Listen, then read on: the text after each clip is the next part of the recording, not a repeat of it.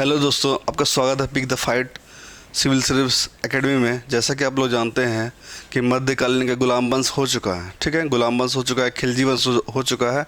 आज आप लोगों के सामने हम तुगलक वंश का एमसीक्यू क्वेश्चन लेके आए हैं, जो इस प्रकार आपके सामने पहला क्वेश्चन ये रहा, ठीक है। गाजी मलिक किस वंश का गाजी मलिक किस वंश का संस्थापक था? गाजी मलिक किस वंश का संस्थापक था? इसके बारे में आपको बता ही चुके थे पहले। गाजी मलिक कौन था? जो क्यूमर्स की हत्या कर यमुना नदी में उसको फेंकवा देता है, ठीक है। गाजी मलिक कौन था? तुगलक वंश का संस्थापक था गाजी मलिक, ठीक है। इस क्वेश्चन का राइट आंसर होता है ऑप्शन बी, तुगलक वंश, ठीक है। आगे बढ़ते हैं। खिलजी वंश के अंतिम शासक नासिरुद्दीन खुसरो शाह की हत्या कर गाजी मलिक ने कब तुगलक वंश की स्थापना की? खिलजी वंश के अंतिम शासक नासिरुद्दीन खुसरो शाह की हत्या कर गाजी मलिक ने कब तुगलक की स्थापना की? 8 सितंबर 1920 में। 8 सितंबर 1920 में इसकी स्थापना की, ठीक है। तुगलक वंश की स्थापना कब की गई थी? 8 सितंबर 1320 ईस्वी में। आगे बढ़ते हैं। क्वेश्चन नंबर 2, गाजी मलिक या गाजी तुगलक निम्नलिखित में से किस शासक का वास्तविक नाम था? गाजी मलिक या गाजी तुगलक किस शासक का वास्तविक नाम था? इसका नाम था गियासुद्दीन तुगलक था। ऑप्शन ए राइट आंसर होगा। इस क्वेश्चन का सही जवाब क्या होता है? Right answer option A. आगे बढ़ेंगे। अगला क्वेश्चन है, मंगोल को पराजित करने के कारण डैश ने अपने सेनापति गियासुद्दीन तुगलक को गाजी मलिक की उपाधि प्रदान किया था। गाजी मलिक की उपाधि प्रदान किया था, किसने किया था? गाजी मलिक की उपाधि प्रदान अलाउद्दीन खिलजी ने इसे गाजी मलिक की उपाधि प्रदान किया था, ठीक है। गाजी मलिक की उपाधि क्या किया था? प्रदान किया था। ऑप्शन ए सही जवाब होगा इस क्वेश्चन का, ऑप्शन ए। आगे बढ़ते हैं। गियासुद्दीन तुगलक ने कितनी बार मंगोल आक्रमण को विफल किया? गियासुद्दीन तुगलक ने कितनी बार मंगोल आक्रमण को विफल किया, यानी उसका आक्रमण को सक्सेस नहीं होने दिया? 29 बार। मंगोल आक्रमणों को कितना बार विफल किया? 29 बार। ऑप्शन ए सही जवाब होता है। इस क्वेश्चन का राइट आंसर क्या होता है? ऑप्शन ए, 29 बार विफल किया इसने, ठीक है। आगे बढ़ते हैं। दिल्ली के सुल्तान का पद संभालने से पहले गियासुद्दीन तुगलक कहाँ का सूबेदार था? दिल्ली के पद संभालने से पहले गियासुद्दीन तुगलक कहाँ का सूबेदार था? पंजाब का सूबेदार था। इस क्वेश्चन का सही जवाब क्या होगा? ऑप्शन सी, पंजाब का सूबेदार था। कौन था? गियासुद्दीन तुगलक। दिल्ली की गद्दी पर बैठने से पहले कहाँ का सूबेदार था? पंजाब का। आगे बढ़ते हैं।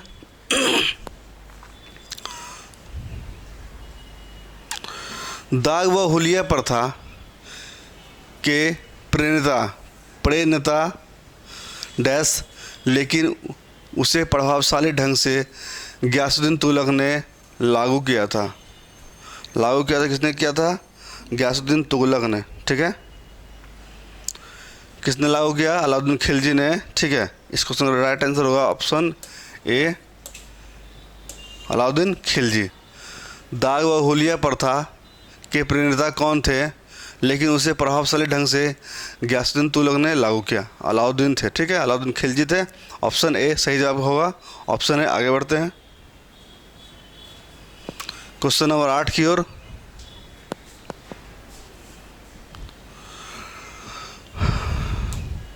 डाक प्रणाली को पूर्णतः किसने व्यवस्थित किया? डाक प्रणाली को पूर्णतः किसने व्यवस्थित किया? गियासुद्दीन तुगलक ने डाक प्रणाली को पूर्णतः विकसित किया। गयासुद्दीन तुगलक ने पूर्णतः क्या किया? डाक प्रणाली को पूर्णतः विकसित किया। आगे बढ़ते हैं। ऑप्शन ए होगा इस क्वेश्चन का सही जवाब।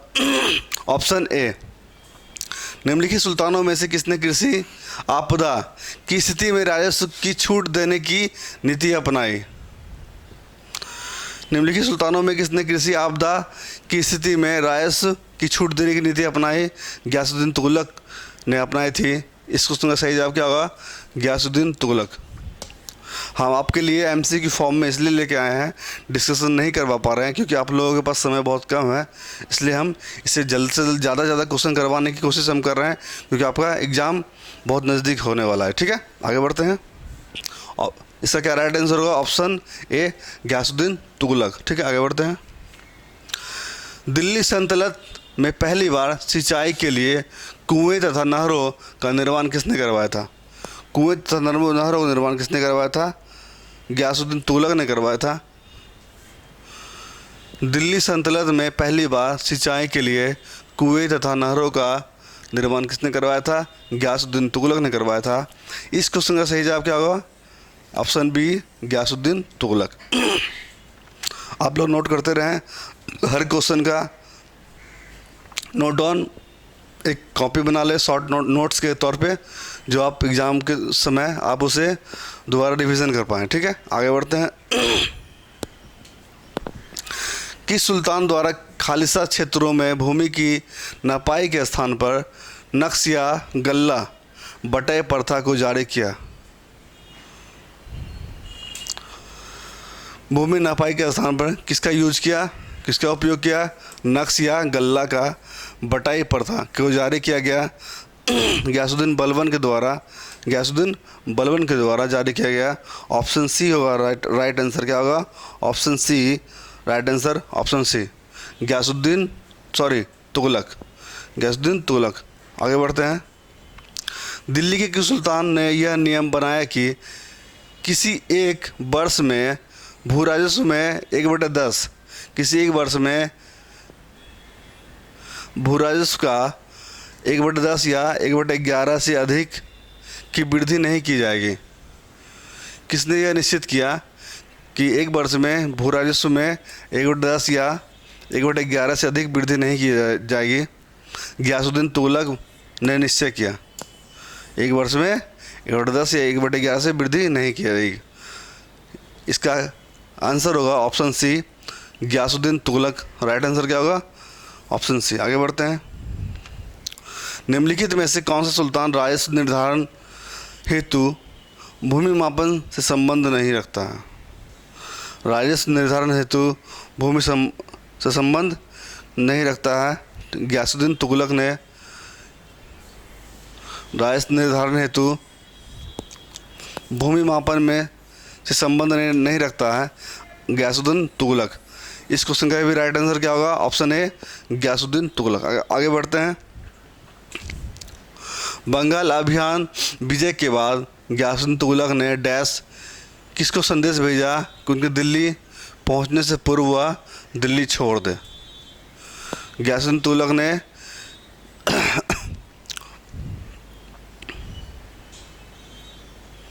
किसे बंगाल अभियान विजय के बाद गयासुद्दीन तुगलक ने किसको संदेश भेजा कि उनके दिल्ली पहुंचने से पूर्व दिल्ली छोड़ दें? ठीक है, किसको संदेश भेजा था? निज़ामुद्दीन औलिया को। ऑप्शन डी सही जवाब होगा, निज़ामुद्दीन औलिया को संदेश भेजा था कि दिल्ली छोड़ दे। आगे बढ़ते हैं। ठीक है, निम्नलिखित में से किस सुल्तान से निज़ामुद्दीन औलिया ने भेंट करने से इनकार कर दिया? निम्नलिखित में से किस सुल्तान से निज़ामुद्दीन औलिया ने भेंट करने से इनकार कर दिया? गयासुद्दीन तुगलक से भेंट करने से इनकार कर दिया निज़ामुद्दीन औलिया ने। औलिया ने क्या किया? गयासुद्दीन तुगलक से भेंट करने से इनकार कर दिया। इस क्वेश्चन का सही जवाब होता है ऑप्शन सी, गयासुद्दीन तुगलक। आगे बढ़ते हैं। दिल्ली अभी दूर है चेतावनी किस सुल्तान को दी गई थी? दिल्ली अभी दूर है यह चेतावनी किस सुल्तान को दी गई थी? इस क्वेश्चन का सही जवाब क्या होगा? गयासुद्दीन तुगलक। गयासुद्दीन तुगलक, ऑप्शन डी सही जवाब होगा, गयासुद्दीन तुगलक। दिल्ली अभी दूर है। आगे बढ़ते हैं। हुनूज दिल्ली दूर अस्त, अर्थात दिल्ली अभी दूर है, आप किस सूफी संत से संबंधित करते हैं? इसका सही जवाब क्या होगा? निज़ामुद्दीन औलिया होगा, ऑप्शन सी। इसने ही गयासुद्दीन तुगलक को कहा था दिल्ली अभी दूर है, ठीक है, और इसने ही गयासुद्दीन तुगलक से भेंट करने से इनकार कर दिया, ठीक है। आगे बढ़ते हैं। ऑप्शन सी सही जवाब होगा, निज़ामुद्दीन औलिया, ठीक है। 18वां क्वेश्चन की ओर चलते हैं। कौन सा सुल्तान अपने समकालीन संत निज़ामुद्दीन औलिया को शत्रु मानता था?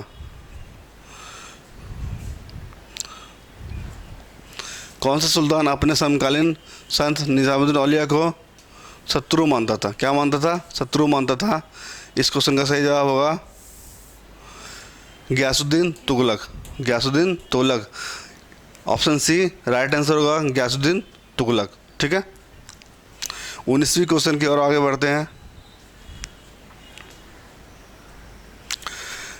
गयासुद्दीन तुगलक ने दिल्ली के निकट किस किले का निर्माण करवाया? किस किले का निर्माण करवाया?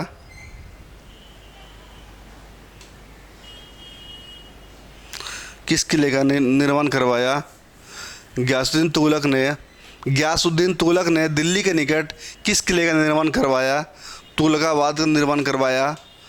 तुगलकाबाद का निर्माण किसने करवाया? गयासुद्दीन तुगलक ने, जो कि इस क्वेश्चन का राइट आंसर होगा ऑप्शन बी, गयासुद्दीन तुगलक, ठीक है। आगे बढ़ते हैं।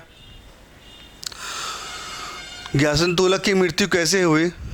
गयासुद्दीन तुगलक की मृत्यु कैसे हुई? लकड़ी के महल गिरने पर इसकी मृत्यु हो जाती है। लकड़ी के महल गिरने पर इसकी मृत्यु दबकर हो जाती है। ऑप्शन बी सही जवाब होगा, ऑप्शन बी। इस क्वेश्चन का राइट आंसर क्या होगा? Option B. हर क्वेश्चन का आप लोग स्क्रीनशॉट लेते रहें, जो कि आपको आगे समस्या ना हो पाए। आगे बढ़ते हैं। गयासुद्दीन तुगलक की मृत्यु के बाद दिल्ली की गद्दी पर कौन बैठा? दिल्ली गद्दी पर कौन बैठा?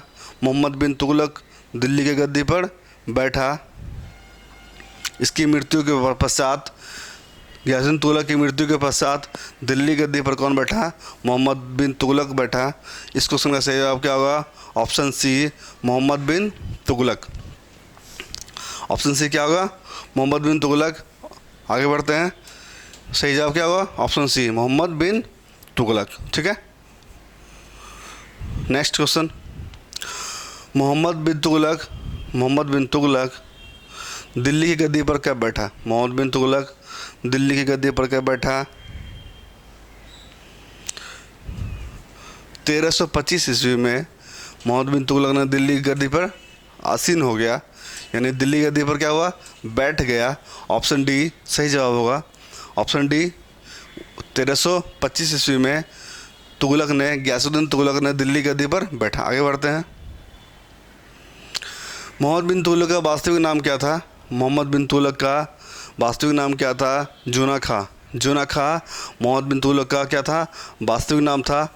ऑप्शन बी सही जवाब होगा, जूना खां ये बोलिए या जौना खां बोलिए, दोनों एक ही है, ठीक है। कहीं जौना खां कहीं जूना खां देखने को मिलेगा एग्जाम में आप लोग को। आगे बढ़ते हैं। गयासुद्दीन तुगलक ने निम्न में से कौन सी उपाधि प्रदान कर मोहम्मद बिन तुगलक को अपना युवराज घोषित किया? कौन सी उपाधि प्रदान कर मोहम्मद बिन तुगलक को अपना युवराज घोषित किया? उल्लू खां की उपाधि प्रदान कर मोहम्मद बिन तुगलक को अपना युवराज घोषित किया। ऑप्शन डी होगा। इस क्वेश्चन का सही जवाब क्या होगा? ऑप्शन डी, उल्लू खां की उपाधि प्रदान किया, ठीक है। आगे चलते हैं नेक्स्ट क्वेश्चन की ओर।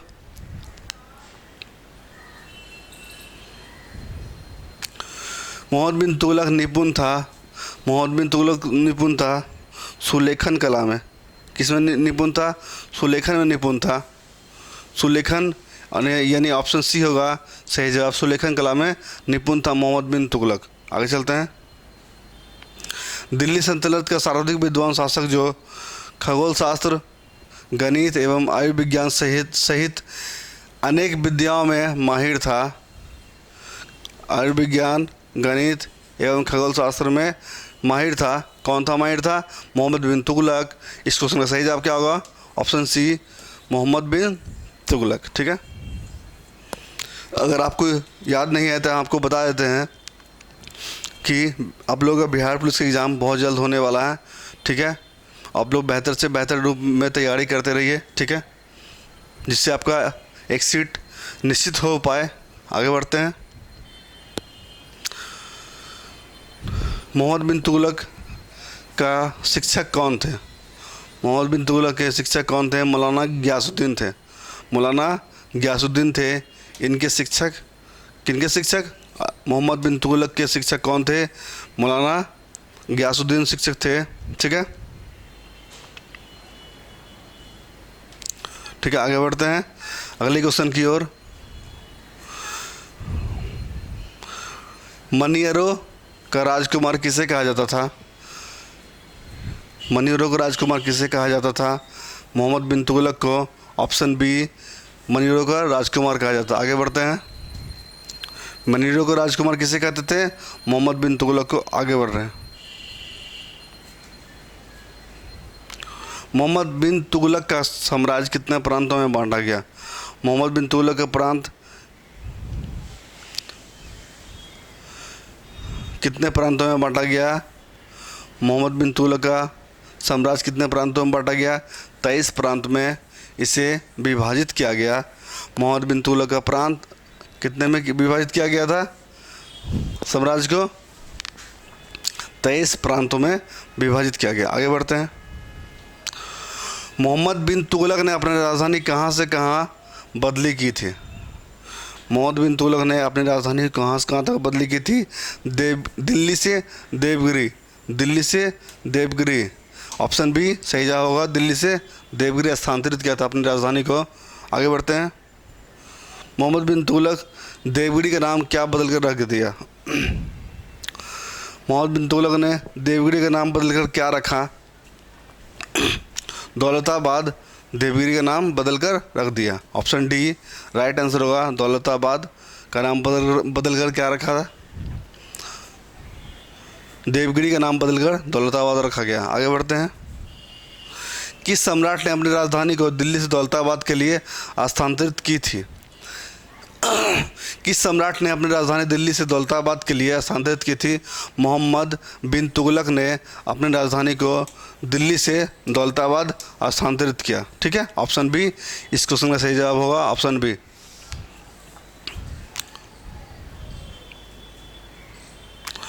मोहम्मद बिन तुगलक ने अपनी राजधानी दिल्ली से दौलताबाद कब स्थानांतरित किया? मोहम्मद बिन तुगलक ने अपनी राजधानी दिल्ली से दौलताबाद कब स्थानांतरित किया?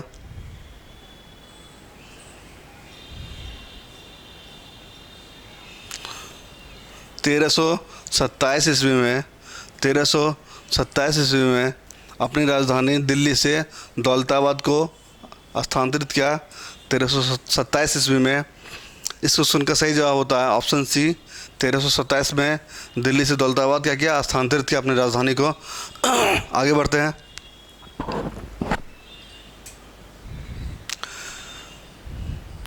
मोहम्मद बिन तुगलक ने पुनः अपनी राजधानी दौलताबाद से, ठीक है, दौलताबाद से दिल्ली कब स्थानांतरित किया? दौलताबाद से दिल्ली कब स्थानांतरित किया? 1335 में। 1335 ईस्वी में। ऑप्शन बी सही जवाब होता है। इस क्वेश्चन का सही जवाब क्या होता है? ऑप्शन बी 1335 में। पहले क्या किया था? 1327 में दिल्ली से दौलताबाद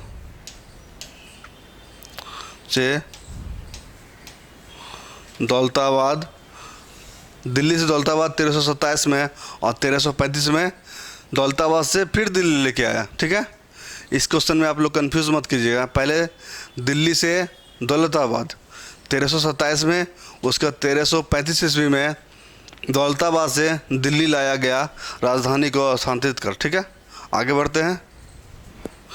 मोहम्मद बिन तुगलक ने दिल्ली से अपनी राजधानी किस स्थान पर बदली? अभी जस्ट हम बताएं आप लोगों को। दिल्ली से कहाँ लेकर आया था? दौलताबाद 1327 ईस्वी में। 1327 ईस्वी में दिल्ली से दौलताबाद राजधानी को स्थानांतरित किया गया था मोहम्मद बिन तुगलक के द्वारा। आगे बढ़ते हैं।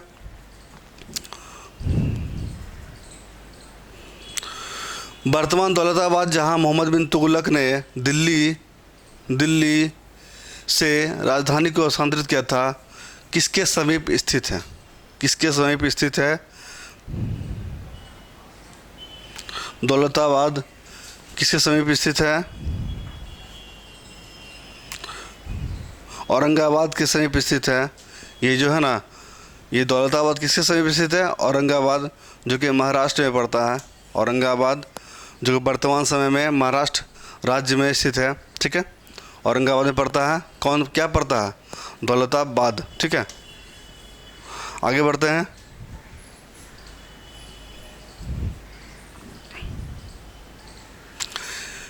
निम्नलिखित में से किस इतिहासकार ने कहा था दौलताबाद मोहम्मद की पथभ्रष्ट शक्ति का स्मारक था? पथभ्रष्ट शक्ति का क्या था? स्मारक था। किस इतिहासकार ने कहा था दौलताबाद मोहम्मद की पथभ्रष्ट शक्ति का स्मारक है?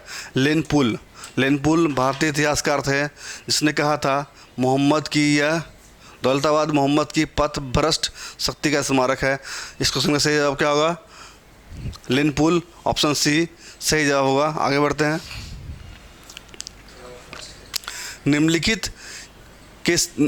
दिल्ली के निम्नलिखित सुल्तानों में किसी इतिहासकारों ने विरोधाभास का मिश्रण बताया? किस सुल्तान को विरोधाभास का मिश्रण कहा जाता है? मोहम्मद बिन तुगलक को। ऑप्शन डी सही जवाब होता है। ऑप्शन डी राइट आंसर होगा इस क्वेश्चन का, ऑप्शन डी मोहम्मद बिन तुगलक। आगे बढ़ते हैं। निम्नलिखित में से किस इतिहासकार ने मोहम्मद बिन तुगलक को विरोधाभास का मिश्रण बताया? तो अभी जस्ट बताए हैं, लेकिन किसने कहा था विरोधाभास का मिश्रण? इसे एल्फिस्टन नामक इतिहासकार ने विरोधाभास का मिश्रण बताया था मोहम्मद बिन तुगलक को। Option D Elphinstone, option D Elphinstone इस क्वेश्चन का सही जवाब होगा, ऑप्शन डी। आगे बढ़ते हैं। निम्नलिखित में से किस इतिहासकार ने मोहम्मद बिन तुगलक को पागल सुल्तान कहा?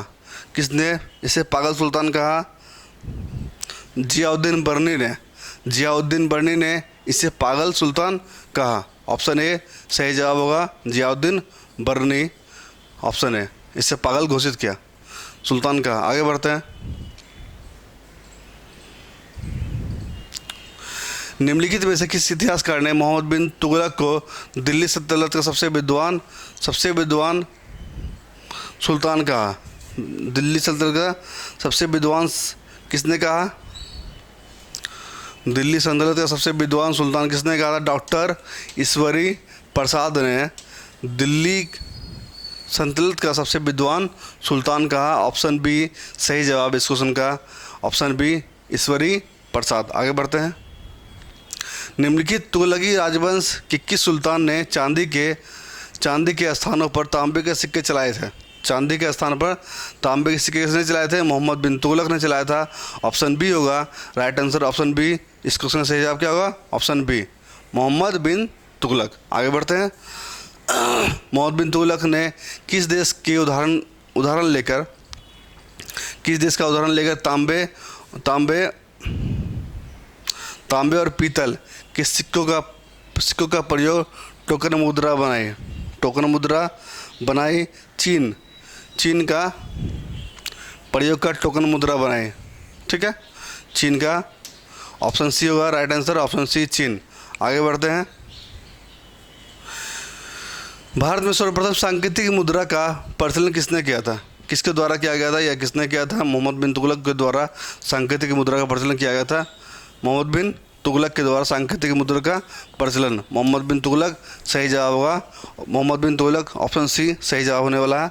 आगे बढ़ते हैं। सन 1329 और 1329 और 1330 के बीच किसने तांबे के सिक्के के रूप में प्रमाण स्वरूप मुद्रा प्रचलित की थी? प्रमाण स्वरूप मुद्रा किसने प्रचलित की थी? मोहम्मद बिन तुगलक ने। राइट आंसर क्या होगा? ऑप्शन सी, मोहम्मद बिन तुगलक ने प्रमाण स्वरूप मुद्रा प्रचलित की थी। आगे बढ़ते हैं। 46 नंबर क्वेश्चन। Question number 46।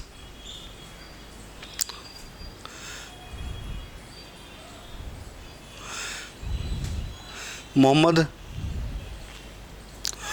बिन तुगलक ने किस योजना के तहत सांकेतिक मुद्रा का प्रचलन किया था? किस योजना के तहत सांकेतिक मुद्रा का प्रचलन किया था? तृतीय योजना के तहत सांकेतिक मुद्रा का प्रचलन किया था, तृतीय योजना के तहत। आगे बढ़ते हैं। मोहम्मद बिन तुगलक के प्रतीक मुद्रा योजना असफल सिद्ध हुई। दूसरा अधिक कारण क्या है? मोहम्मद बिन तुगलक का मुद्रा निर्गमन पर उचित नियंत्रण नहीं था। इस क्वेश्चन का सही जवाब क्या होगा? ऑप्शन बी होगा। दोनों सही है, ए और आर दोनों सही है, और आर ए की सही व्याख्या है। आर सही व्याख्या किसकी है? ए की। आगे बढ़ते हैं। मोहम्मद बिन तुगलक ने एक नया स्वर्ण सिक्का जारी किया जो इब्न बतूता द्वारा दिनार कहलाया गया। कथन क्या है?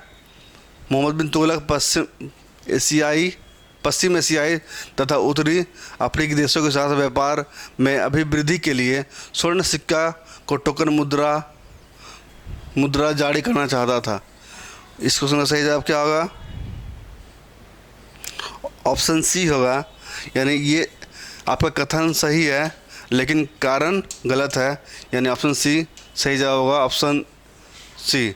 इस क्वेश्चन का सही जवाब क्या होगा? Option C. आगे बढ़ते हैं। दिल्ली के किस सुल्तान ने सर्वप्रथम एक वस्त्र निर्माणशाला स्थापित किया था? एक वस्त्र निर्माणशाला स्थापित किसने किया था? मोहम्मद बिन तुगलक ने एक वस्त्र निर्माणशाला स्थापित किया। ऑप्शन बी सही जवाब होगा। Option B. ठीक है, आगे बढ़ते हैं। भारत में चमड़े की प्रतीक मुद्रा किसने प्रारंभ किया? भारत में चमड़े की प्रतीक मुद्रा किसने प्रारंभ किया? मोहम्मद बिन तुगलक ने चमड़े की प्रतीक मुद्रा जारी किया। ऑप्शन बी सही जवाब होगा। Option B. आगे बढ़ते हैं।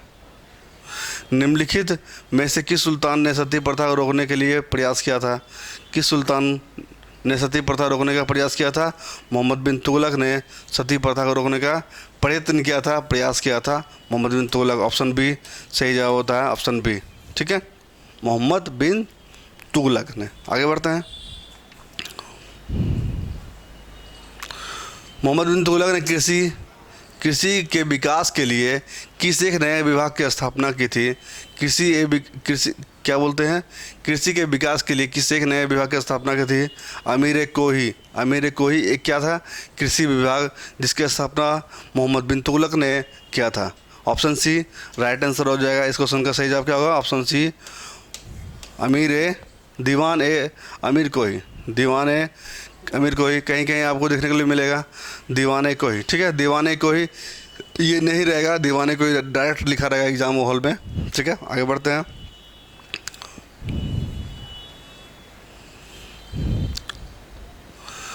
मोहम्मद बिन तुगलक के अंतर्गत दीवान ए अमीर कोही किस विभाग की देखभाल करता था? किस विभाग की देखभाल करता था?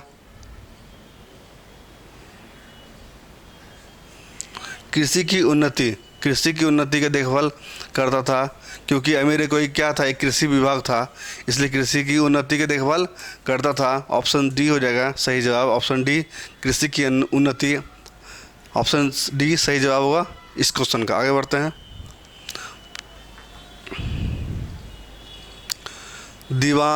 दीवाने अमीर कोही नामक पृथक कृषि विभाग की स्थापना दिल्ली के किस सुल्तान ने की थी? अभी जस्ट हम बताएं, मोहम्मद बिन तुगलक ने दीवाने कोही नामक पृथक कृषि विभाग की स्थापना की थी। इस क्वेश्चन का सही जवाब क्या होगा? Option D. आगे चलते हैं।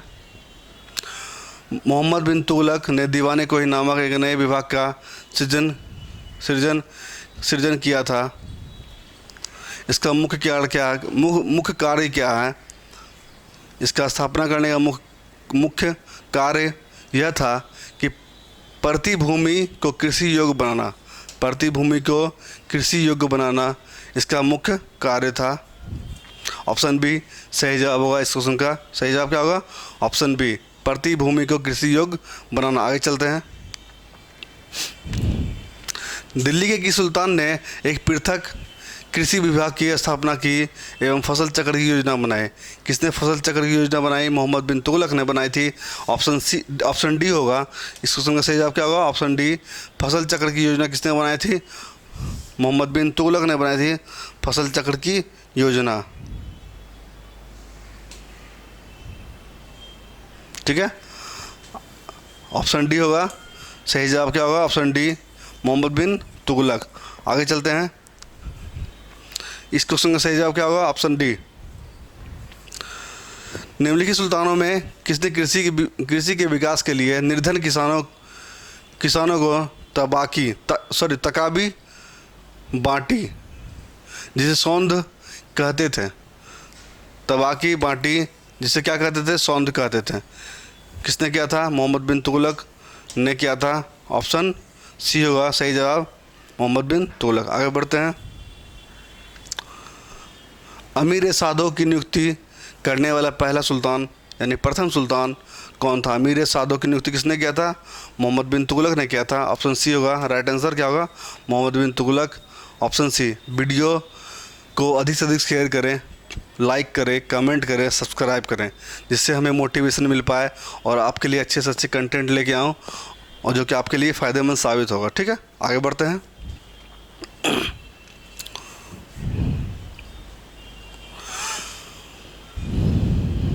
मोहम्मद बिन तुगलक ने अपने चचेरे भाई फिरोज़ तुगलक को कौन सी पद पर नियुक्त किया था? अपने चचेरे भाई फिरोज़ तुगलक को कौन सा पद पर नियुक्त किया था?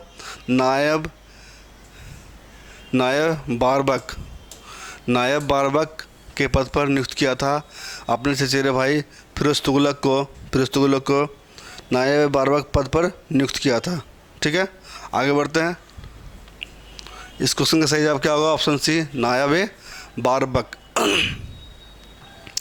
रतन नाम के हिंदू को किसके शासनकाल में राजस्व अधिकारी के रूप में नियुक्त किया था? रतन नामक हिंदू को किसके शासनकाल में राजस्व अधिकारी के रूप में नियुक्त किया था? मोहम्मद बिन तुगलक के शासनकाल में इसे नियुक्त किया गया था। ऑप्शन बी होगा सही जवाब, मोहम्मद बिन तुगलक। आगे चलते हैं। निम्नलिखित में से दिल्ली का कौन पहला मुस्लिम शासक या सुल्तान था जिसने होली त्योहारों के सार्वजनिक उत्सव में भाग लिया था? होली त्यौहार के सार्वजनिक उत्सव में किसने भाग लिया था?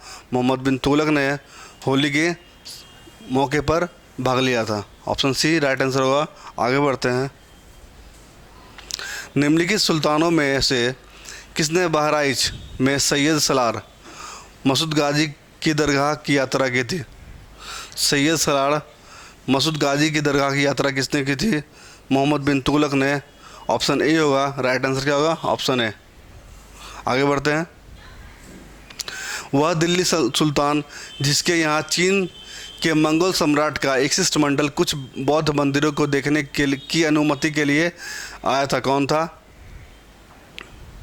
ऑप्शन ए होगा सही जवाब, मोहम्मद बिन तुगलक।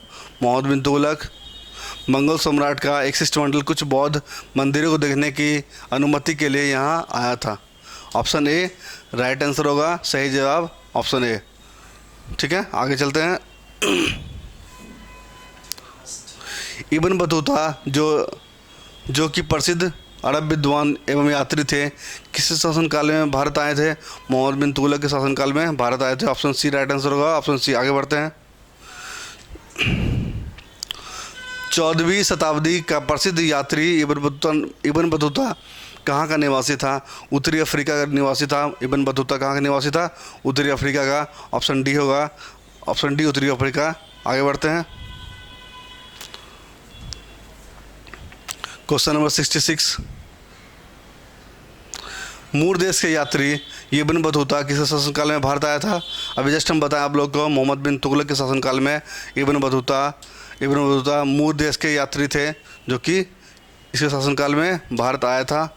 ऑप्शन बी सही जवाब होगा, मोहम्मद बिन तुगलक। आगे बढ़ते हैं। निम्नलिखित में से किसी संतुलित काल में प्रचलित डाक व्यवस्था डाक व्यवस्था का विस्तृत विवरण दिया? डाक व्यवस्था का क्या किया? विस्तृत विवरण दिया। किसने दिया? इब्न बतूता ने दिया। ऑप्शन सी राइट आंसर होगा, ऑप्शन सी इब्न बतूता। आगे बढ़ते हैं। किताब ए रहला के लेखक इब्न बतूता थे। ऑप्शन सी होगा राइट आंसर, इब्न बतूता। किताब ए रहला पुस्तक का लेखक था इब्न बतूता। आगे बढ़ते हैं।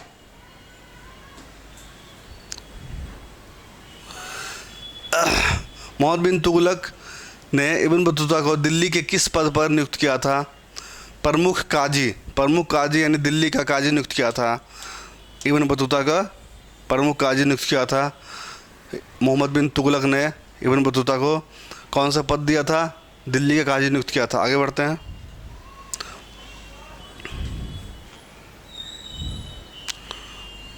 मोहम्मद बिन तुगलक के समय किसे चीन का राजदूत नियुक्त किया गया? मोहम्मद बिन तुगलक के समय किसे चीन का राजदूत नियुक्त किया था? इब्न बतूता को चीन का राजदूत नियुक्त किया गया था। ये कहाँ का था? उत्तरी अफ्रीका का रहने वाला था, अफ्रीकी देश का रहने वाला था इब्न बतूता। आगे बढ़ते हैं। मोहम्मद बिन तुगलक ने इब्न बतूता को कब चीन का राजदूत नियुक्त किया? चीन का राजदूत कब नियुक्त किया इब्न बतूता को? 1342 ईस्वी में इब्न बतूता को चीन का राजदूत नियुक्त किया। मोहम्मद बिन तुगलक ने चीन का राजदूत किसे नियुक्त किया था? मोहम्मद बिन तुगलक ने इब्न बतूता को चीन का राजदूत 1342 ईस्वी में किया था। ठीक है, आगे चलते हैं। निम्नलिखित सुल्तानों में से किसका जैन विद्वानों से घनिष्ठ संबंध था? किसका जैन विद्वानों से घनिष्ठ संबंध था? मोहम्मद बिन तुगलक का। ऑप्शन डी होगा राइट आंसर, मोहम्मद बिन तुगलक का घनिष्ठ संबंध था। आगे बढ़ते हैं। उस जैन संत का नाम बताइए जिसके साथ मोहम्मद बिन तुगलक ने विचार विमर्श किया था? किसके साथ विचार विमर्श किया था? जिन प्रभा सूरी के साथ। ऑप्शन डी होगा राइट आंसर, ऑप्शन डी। जिन प्रभु लिखा है यहाँ पे, प्रभा सूरी होगा यहाँ पे। ठीक है, जिन प्रभा सूरी। ठीक है, जिन प्रभा सूरी से विचार विमर्श किया था। ऑप्शन डी सही जवाब होगा, जिन प्रभा सूरी। आगे बढ़ते हैं।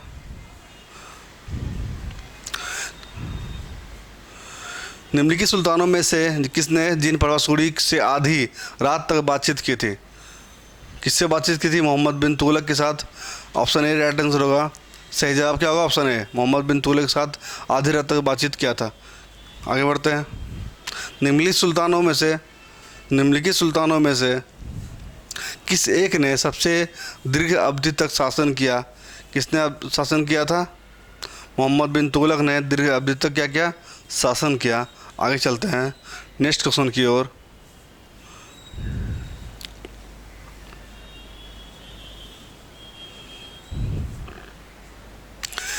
किस सुल्तान के शासनकाल में दिल्ली सल्तनत का क्षेत्र सर्वाधिक विस्तृत था? सबसे ज़्यादा विकसित था कौन सा देश? किसके शासनकाल में था दिल्ली सल्तनत का क्षेत्र? मोहम्मद तुगलक के शासनकाल में विस्तृत था। ऑप्शन सी होगा राइट आंसर। क्या होगा? Option C. आगे चलते हैं। दिल्ली के किस सुल्तान ने प्रथमतः खलीफा के नाम पर खुतबा नहीं पढ़वाया?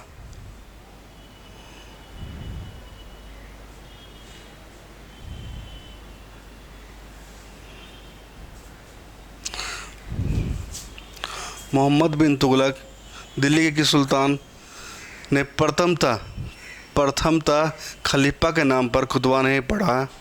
मोहम्मद बिन तुगलक ने खलीफा के नाम पर खुतबा नहीं पढ़ा। ऑप्शन ए राइट आंसर होगा, ऑप्शन ए। आगे बढ़ते हैं। दिल्ली के किस सुल्तान ने अलाई अमीरों को ख्वाजातास या सादास माना? Muhammad bin Tughlaq, option D right answer होगा मोहम्मद बिन तुगलक। ठीक है, आगे बढ़ते हैं।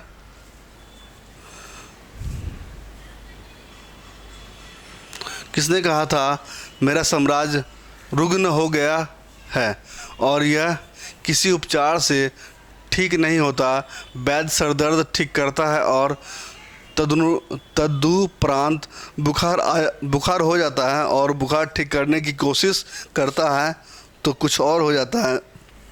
यह कथन किसका है? मोहम्मद बिन तुगलक का। यह कथन मोहम्मद बिन तुगलक का। ऑप्शन सी राइट आंसर होगा मोहम्मद बिन तुगलक। आगे चलते हैं।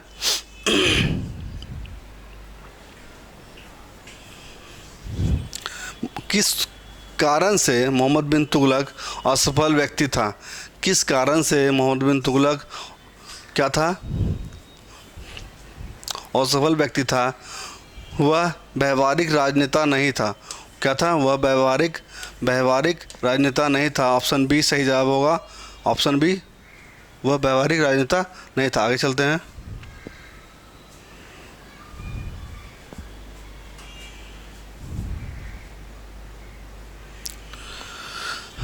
मोहम्मद बिन तुगलक ने चारों योजनाओं पर विचार किया। इनकी चारों योजना पर विचार करते हैं।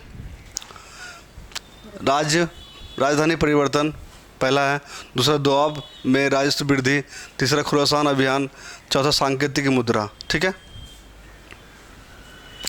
पहले ये क्या होगा? पहले क्या होगा? दोआब क्षेत्र में वृद्धि पहला होगा। उसके बाद क्या होगा? राजधानी परिवर्तन। ठीक है, दूसरे स्थान पे। तीसरे स्थान पे क्या होगा? सांकेतिक मुद्रा होगा, यानी तीसरा स्थान क्या होगा? सांकेतिक मुद्रा। ठीक है, और चौथा स्थान खुरासान अभियान। सबसे अंतिम में क्या हुआ? खुरासान अभियान। इसके अनुसार ऑप्शन डी सही जवाब होगा। 2143 सही जवाब होगा। आगे बढ़ते हैं। मोहम्मद बिन तुगलक दिल्ली छोड़ने के बाद 2 वर्ष तक स्वर्गदारी नामक शिविर में रहा। कारण क्या है? उस समय दिल्ली एक प्रकार के प्लेग से बर्बाद हो गई थी और बहुत से लोग मर गए थे। ठीक है, इस क्वेश्चन का राइट आंसर क्या होगा? ऑप्शन बी होगा।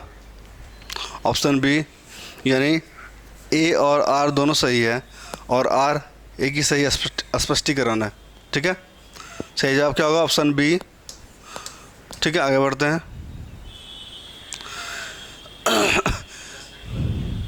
इतिहासकार बदायूनी ने किसकी मृत्यु पर कहा था कि सुल्तान को अपनी प्रजा से और प्रजा को सुल्तान से मुक्ति मिल गई है? किसके लिए कहा गया था? बदायूनी ने किसके मृत्यु पर कहा था? मोहम्मद बिन तुगलक जब मृत्यु हुआ था, इसका मृत्यु हुआ था, तब बदायूनी ने कहा था। आगे चलते हैं। फिरोज तुगलक का कब शाही शिविर में राज्याभिषेक हुआ? राज्याभिषेक कब हुआ इसका? फिरोज तुगलक का राज्याभिषेक कब हुआ? 22 मई 1351 में। 22 मई 1351 में इसका राज्याभिषेक हुआ। ठीक है, आगे बढ़ते हैं।